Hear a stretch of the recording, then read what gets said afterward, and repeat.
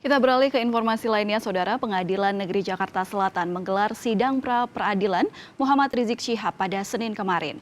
Sidang mengagendakan pembacaan permohonan pra-peradilan yang diajukan Rizik Syihab atas penetapannya sebagai tersangka kasus kerumunan di Petamburan. Kuasa hukum Rizik Syihab, Kamil Pasha, menyatakan mereka keberatan atas penahanan dan penetapan tersangka terhadap Rizik yang dilakukan oleh kepolisian. Kamil juga menyebutkan pada pasal 160 KUHP dan 216 KUHP tidak tepat disangkakan kepada Rizik. Kedua pasal tersebut terkait penghasutan dan melawan petugas. Sidang pra-peradilan kali ini dihadiri oleh tim kuasa hukum Rizik selaku pihak pemohon, sementara dari pihak termohon dihadiri oleh perwakilan kepolisian. Kerugian oleh tersangka atau ahli warisnya atas penangkapan atau penahanan serta tindakan lain tanpa alasan yang berdasarkan undang-undang atau karena kekeliruan mengenai orang atau hukum yang diterapkan sebagaimana dimaksud dalam ayat 1 yang perkaranya tidak dilanjutkan ke pengadilan negeri diputus di sidang pra-peradilan sebagaimana dimaksud dalam pasal 77 KUHP.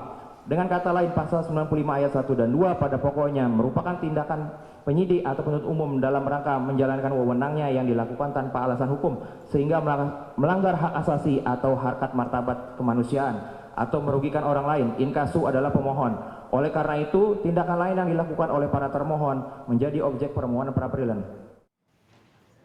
Sementara itu, pakar hukum pidana Universitas Indonesia Indrianto Seno Aji menekankan bahwa permohonan pra-peradilan yang diajukan tersangka kasus penghasutan dan kerumunan Rizik Syihab adalah hak warga negara. Indrianto juga menyebut jika polisi pasti sudah mempertimbangkan secara matang dan mempunyai bukti yang kuat untuk menetapkan Rizik sebagai tersangka. Seharusnya sudah dipertimbangkan secara matang oleh aparat penegak hukum, ya, dalam hal ini penyidik Polri, ya.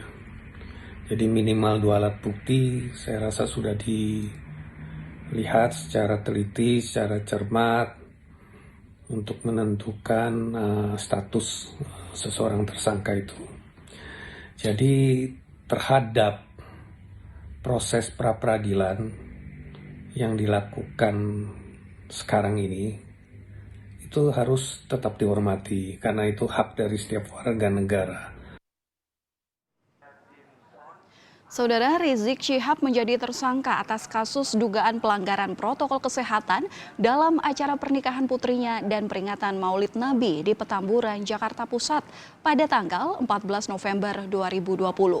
Rizik pun ditahan oleh Rutan Polda Metro Jaya. Dan sejauh ini total 6 tersangka dalam kasus kerumunan di Petamburan.